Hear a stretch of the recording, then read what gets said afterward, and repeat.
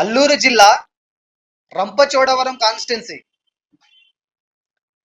ఇక్కడ 2014లో వైసీపీ నుంచి వంటల రాజేశ్వరి గారు, టీడీపీ అభ్యర్థి అయిన సీతం శెట్టి వెంకటేశ్వరరావు గారి మీద పోటీ చేసి 8,222 ఓట్ల మెజారిటీతో గెలవడం జరిగింది. ఫైనల్ గా ఇక్కడ ఈ సీట్ ని వైఎస్ఆర్సీపీ కైవసం చేసుకోవడం జరిగింది. ఇక 2019లో కనుక మనం ఒకసారి ఇలానే చూసుకున్నట్లయితే ఇక్కడ వైఎస్ఆర్సీపీ నుంచి ఈసారి నాగులపల్లి ధనలక్ష్మి గారు, సిపిఎం పార్టీ అభ్యర్థి అయిన సున్నం రాజయ్య గారి మీద, ఈసారి టీడీపీ పార్టీ అభ్యర్థి అయిన వంటల రాజేశ్వరి గారి మీద పోటీ చేసి ఫైనల్ గా టీడీపీ మీద 39,206 ఓట్ల మెజారిటీతో ఈసారి కూడా ఈ సీట్ ని వైఎస్ఆర్సీపీ కైవసం చేసుకోవడం జరిగింది. ఇక ఈ 2024లో ప్రస్తుత పరిస్థితిని కనుక మనం చూసుకున్నట్లయితే ఈసారి టీడీపీ, జనసేన, బీజేపీ కూటమి అభ్యర్థిగా టీడీపీ నుంచి మిరియాల శిరీష గారు పోటీ చేయడం జరుగుతుంది. ఇక వైఎస్ఆర్సీపీ నుంచి నాగులపల్లి ధనలక్ష్మి గారు ఇక్కడ పోటీ చేయడం జరుగుతుంది. ఈసారి వీరిద్దరి మధ్య జరిగే ఈ హోరాహోరీ పోరులో ఇక్కడ గెలుపు ఎవరిదేనంటే ఈసారి ఇక్కడ పోటీ చేసే అభ్యర్థులు ఇద్దరు సముజ్యులు కావడంతో ఇక్కడ ఫలితం పోటాపోటీ వాతావరణాన్ని తలపించబోతుంది. ఇక్కడ 2014లో 19లో మనం చూసిన ఫలితాల ఆధారంగా, అలాగే మేము పరిశీలించిన కొన్ని ముఖ్య సర్వే ఆధారంగా ఇక్కడ కొంత ఎడ్జ్ మాత్రం వైఎస్ఆర్సీపీకే ఉందని తెలుస్తుంది. కానీ ఈ గెలుపు అన్నది కొత్తగా ఈసారి పోలవ్వబోయే యువత ఓట్ల మీద కూడా ఆధారపడి ఉంటుంది. మారిన సమీకరణాలను బట్టి యువత ఎటువైపు మొగ్గు చూపితే ఆ పార్టీనే ఈ నియోజకవర్గాన్ని కూడా కైవసం చేసుకునే అవకాశం ఉంది. ఇకపోతే నెక్స్ట్ అల్లూరు జిల్లా అరకువేలి కాన్స్టిట్యున్సీ. ఇక్కడ 2014లో వైసీపీ నుంచి కిడారి సర్వేశ్వరరావు గారు, టీడీపీ అభ్యర్థి అయిన సివేరి సోమ గారి మీద పోటీ చేసి 34,053 ఓట్ల మెజారిటీతో గెలవడం జరిగింది. ఫైనల్ గా ఇక్కడ ఈ సీట్ ని వైఎస్ఆర్సీపీ కైవసం చేసుకోవడం జరిగింది.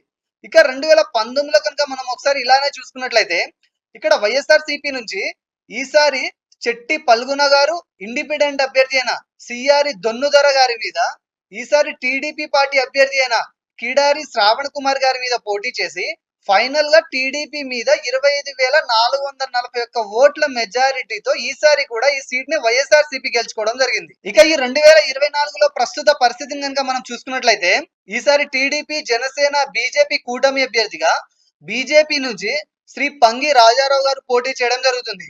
ఇక వైఎస్ఆర్సీపీ నుంచి రేగం మత్స్యలింగం గారు ఇక్కడ పోటీ చేయడం జరుగుతుంది. ఈసారి వీరిద్దరి మధ్య జరిగే ఈ హోరాహోరీ పోరులో గెలుపు ఎవరిదనంటే ఈసారి ఇక్కడ తలబడే అభ్యర్థులు సమఉజ్జులు కావడంతో ఈసారి ఇక్కడ ఫలితం క్లీన్ కాంటెస్ట్ గా మారుతుందని చెప్పవచ్చు. 2014లో 2019లో ఇక్కడ మనం అబ్జర్వ్ చేసిన రిజల్ట్ ని దృష్టిలో పెట్టుకొని, అలాగే కొన్ని ముఖ్యమైన సర్వేలను పరీక్షించి చూడగా ఇక్కడ ఫలితం ఎడ్జ్ మాత్రం వైఎస్ఆర్సీపీకే ఉందని తెలుస్తుంది. కానీ ఈ గెలుపు అన్నది కొత్తగా ఈసారి పోలవ్వబోయే యువత ఓట్ల మీద కూడా ఆధారపడి ఉంటుంది. మారిన సమీకరణాలను బట్టి యువత ఎటువైపు మొగ్గు చూపితే ఆ పార్టీనే ఈ నియోజకవర్గాన్ని కూడా కైవసం చేసుకునే అవకాశం ఉంది. ఇకపోతే నెక్స్ట్ అల్లూరు జిల్లా పాడేరు కాన్స్టిట్యున్సీ. ఇక్కడ 2014లో వైసీపీ నుంచి ఈశ్వరి గిడ్డి గారు, సిపిఐ అభ్యర్థి అయిన గొడ్డేటి దేవుడు గారి మీద, ఇండియన్ నేషనల్ కాంగ్రెస్ పార్టీ అభ్యర్థి అయిన పసుపులెడ్డి బాలరాజు గారి మీద, టీడీపీ అండ్ బీజేపీ కూటమి అభ్యర్థి అయిన లోకుల గాంధీ గారి మీద పోటీ చేసి బీజేపీ మీద 26,141 ఓట్ల మెజారిటీతో గెలవడం జరిగింది. ఫైనల్ గా ఇక్కడ ఈ సీట్ ని వైఎస్ఆర్సీపీ కైవసం చేసుకోవడం జరిగింది. ఇక 2019లో కనుక మనం ఒకసారి ఇలానే చూసుకున్నట్లయితే ఇక్కడ వైఎస్ఆర్సీపీ నుంచి ఈసారి కొట్టగుల్లి భాగ్యలక్ష్మి గారు, జనసేన పార్టీ అభ్యర్థి అయిన పసుపులేటి బాలరాజు గారి మీద, ఈసారి టీడీపీ పార్టీ అభ్యర్థి అయిన ఈశ్వరి గిడ్డి గారి మీద పోటీ చేసి ఫైనల్ గా టీడీపీ మీద 42,804 ఓట్ల భారీ మెజారిటీతో ఈసారి ఈ సీట్ ని వైఎస్ఆర్సీపీ గెలుచుకోవడం జరిగింది. ఇక 2024లో ప్రస్తుత పరిస్థితిని కనుక మనం చూసుకున్నట్లయితే ఈసారి టీడీపీ, జనసేన, బీజేపీ కూటమి అభ్యర్థిగా టీడీపీ నుంచి కిల్లు వెంకట రమేష్ గారు పోటీ చేయడం జరిగింది. ఇక వైఎస్ఆర్సీపీ నుంచి ఎం విశ్వేశ్వరరావు గారు ఇక్కడ పోటీ చేయడం జరిగింది. ఈసారి వీరిద్దరి మధ్య జరిగే ఈ హోరాహోరీ పోరులో ఏ అభ్యర్థి గెలుస్తారో తెలుసుకోవాలంటే మనం ఒకసారి 2019లో టీడీపీ, జనసేన, వైసీపీకి పోలైన ఓట్ల సంఖ్యను కనుక మనం క్షుణ్ణంగా గమనిస్తే మనకు ఒక అంచనా వస్తుంది.